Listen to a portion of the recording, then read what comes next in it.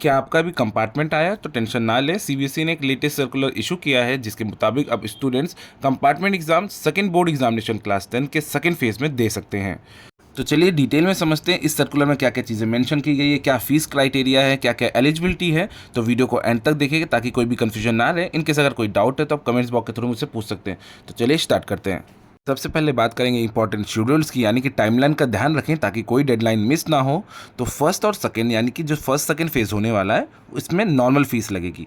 तो फ़ी पेमेंट और LOC submission 16 अप्रैल 2026 से शुरू होकर 20 अप्रैल 2026 तक चलेगा।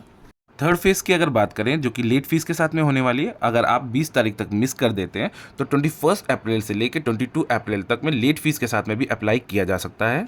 अब बात कर लेते हैं कौन कौन अप्लाई कर सकता है। तो सबसे पहले बात करेंगे कंपार्टमेंट स्टूडेंट्स की। तो जो स्टूडेंट्स कंपार्टमेंट कैटेगरी में हैं वो इसी कैटेगरी में सेकेंड एग्जामिनेशन दे सकते हैं। इनका एलओसी सिर्फ स्कूल के थ्रू ही सबमिट होगा, तो इस चीज़ का ध्यान रखें। नए स्टूडेंट्स की अगर बात करें तो जिनका नाम पहले फेज़ में नहीं गया था तो वो अब अप्लाई कर सकते हैं। पहले से रजिस्टर्ड स्टूडेंट्स की अगर बात करें तो जिन्होंने पहले ही नाम दे दिया था उन्हें अब सिर्फ एग्ज़ाम फीस देनी होगी जो कि स्कूल की तरफ से पेएबल होगी। ठीक है, ध्यान रहे विड्रॉल भी किया जा सकता है। मींस अगर कोई स्टूडेंट एग्ज़ाम नहीं देना चाहता है, उसने पहले फेज़ में अपना नाम दे दिया था, ठीक है, तो ऐसे स्टूडेंट्स को विड्रॉल किया जा सकता है, यानी कि उसको एंट्रीज को डिलीट किया जा सकता है ताकि वो सेकंड बोर्ड एग्जामिनेशन में ना बैठ पाए।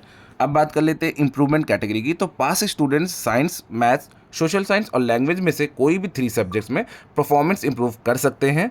इंप्रूवमेंट कैटेगरी के लिए भी स्टूडेंट्स को अपने स्कूल पे कांटेक्ट करना पड़ेगा, वहाँ से अप्लाई कराना पड़ेगा और जो भी डिज़ायर्ड फीस है सब्जेक्ट वाइज उस फीस को पे करना पड़ेगा ताकि वो सेकंड बोर्ड एग्जामिनेशन में बैठ सके। अब बात कर लेते हैं मैथ्स का ऑप्शन चेंज का। इसका मतलब है कि सीबीएसई ने आपको मैथ्स का लेवल बढ़ाने का मौका दिया हुआ है, यानी कि स्टैंडर्ड टू बेसिक। ठीक है, अगर मेन एग्जाम में मैथ्स स्टैंडर्ड था तो अब आप मैथ्स बेसिक लेकर इंप्रूवमेंट का एग्ज़ाम दे सकते हैं। बट अगर आप बेसिक लिए थे और आप स्टैंडर्ड की तरफ जाना चाहते हैं, यानी कि अगर पहले मैथ्स बेसिक था तो अब आप मैथ्स स्टैंडर्ड ऑप्ट कर सकते हैं।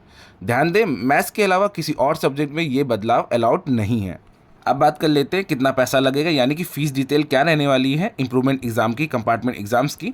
तो इंडिया के स्टूडेंट्स के लिए 320 रुपये पर सब्जेक्ट लगने वाला है, यानी कि अगर 3 सब्जेक्ट्स के लिए आप अप्लाई करते हैं तो आपको 960 रुपये देने पड़ेंगे।